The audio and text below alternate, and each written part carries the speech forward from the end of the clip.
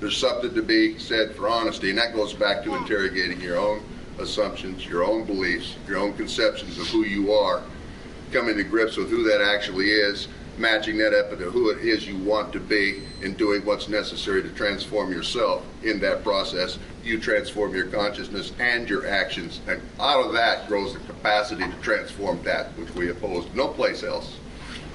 No place else.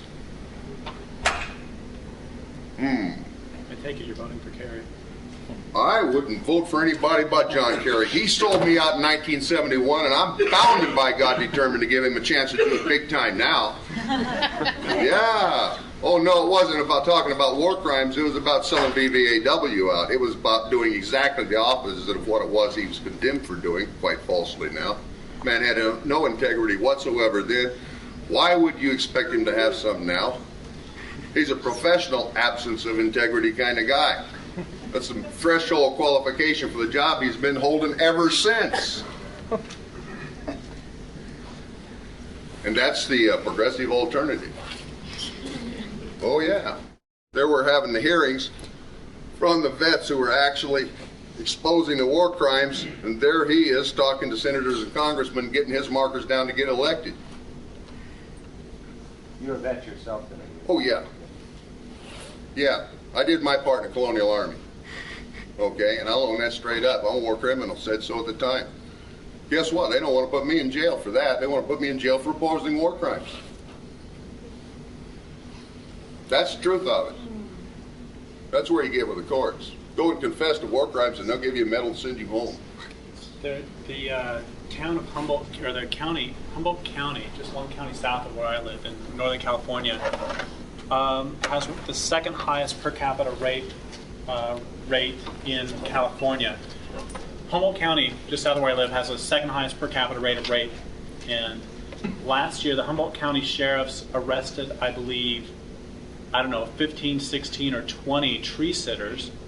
And they, using great violence, pain compliance, all that stuff, and they arrested 2 rapists, which just makes very clear the priorities of yeah.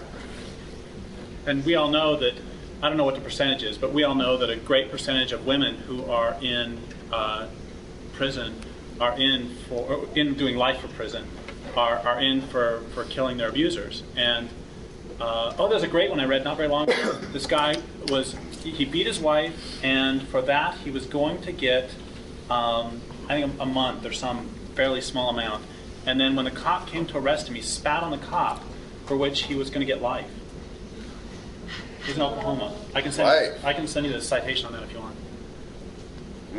Yeah.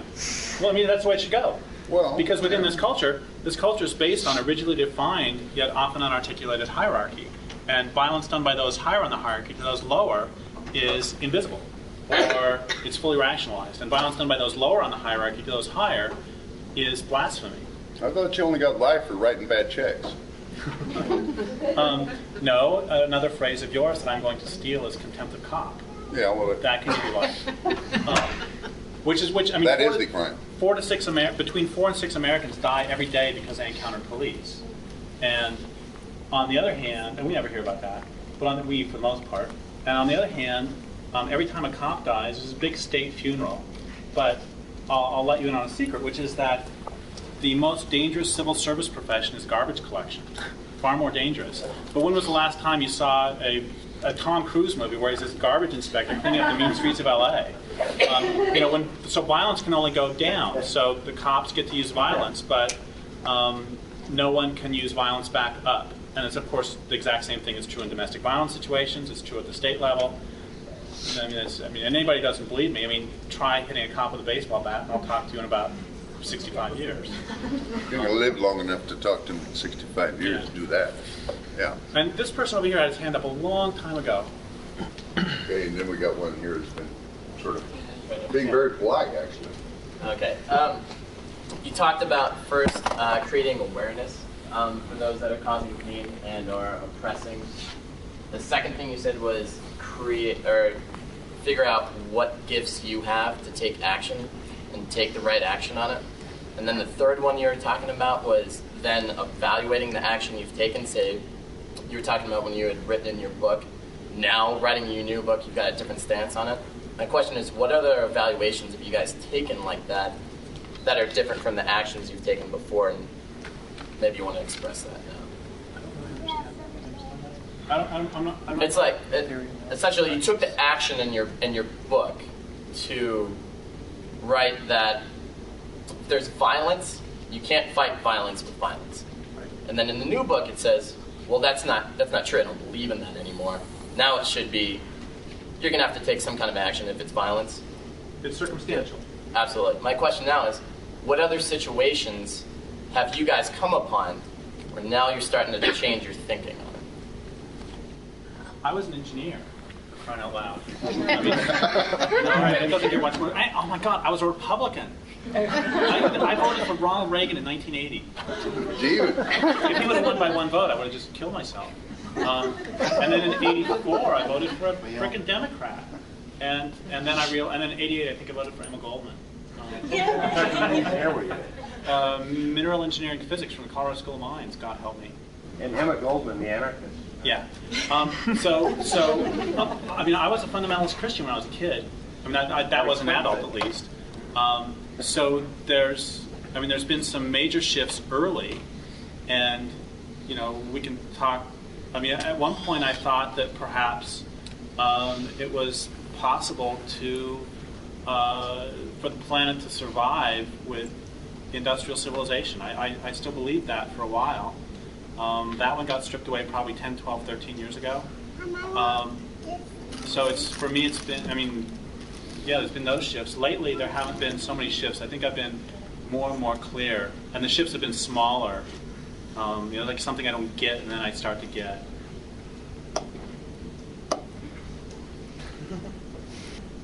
Oh, damn, we're going to do true confessions here now, huh? Boy, howdy. Okay, then. Right back there in 1964, I want you to know I campaigned fervently for Lyndon Baines Johnson. The reason I did that was because there was this guy named Goldwater. And Goldwater promised that if he got elected, he was going to draft my butt and send it to Vietnam. So I did what was necessary. Borrow a line from you, make sure Lyndon won, which he did. I'm responsible for that, okay? 18 months later, I was jumping out of airplanes in preparation to go to Vietnam. That is why I got my education on the difference between Republicans and Democrats, okay? Size that one up. Who was the honest guy there? Goldwater. Oh, you think that you're going to get something out of Democrats here? Newsflash from American Indian. The only party we've ever gotten anything out of in terms of tangible return and restoration of land rights in the entire 20th century. Well, I named one of them. It was a combination of Demon. Barry Goldwater, Richard Nixon collaborated to return the Blue Lake to the Taos Pueblo. That was the biggest land restoration in the entire 20th century. In fact, there wasn't any other substantial land restoration. We lost land under every single Democratic administration for the entire century. Goes against the conventional progressive orthodoxy. It's, I suppose, in that sense, counterintuitive. If you actually want to get tangible results, you're more likely with a Republican than you are with a Democrat, but neither of those alternatives is acceptable. That's what I learned out of that piece of false consciousness. Politically active, thinking I was doing the right thing, and out of pretty narrow self-interest, but actually it was beneficial to the Vietnamese. I can always think of it that way. Okay, I tried not to go kill them. I don't think probably tried hard enough, do you? I know they don't think I tried hard enough. Fast forward 5 years, 1969, I was a part of something called the Days of Rage, October 8th through 11th, Chicago, Illinois, weather faction. Okay, we're going to take the Chicago police force on toe-to-toe in the street with the baseball bat. I'll cut to the chase on that one real quick. Not doing that again.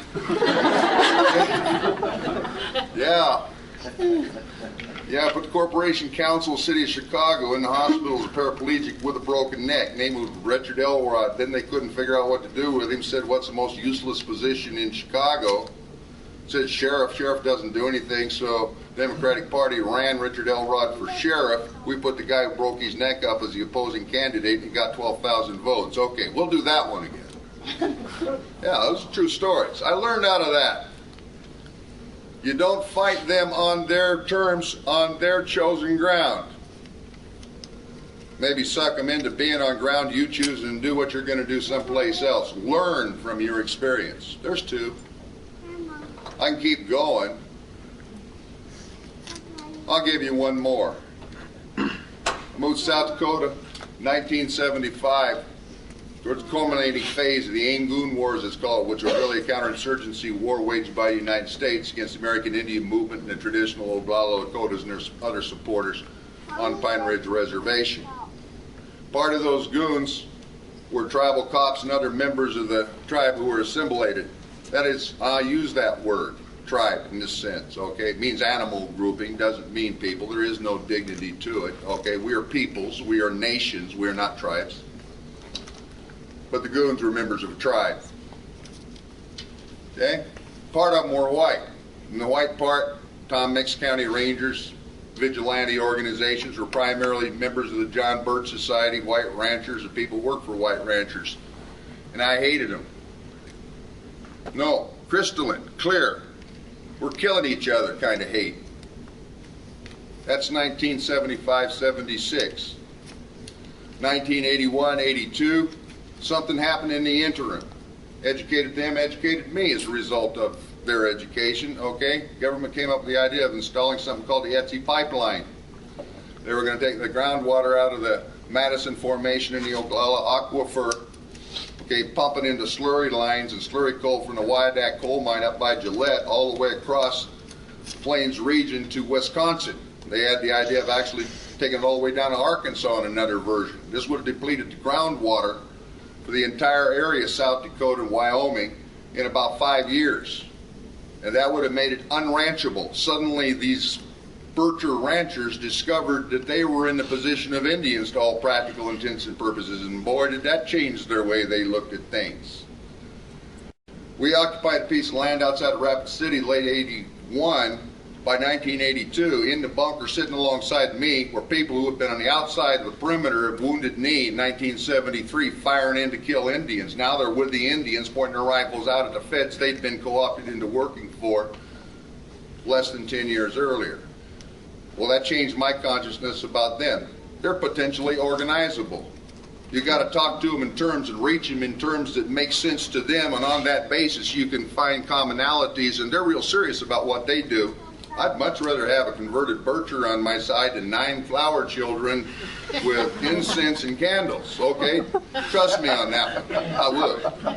And there's a reason for that.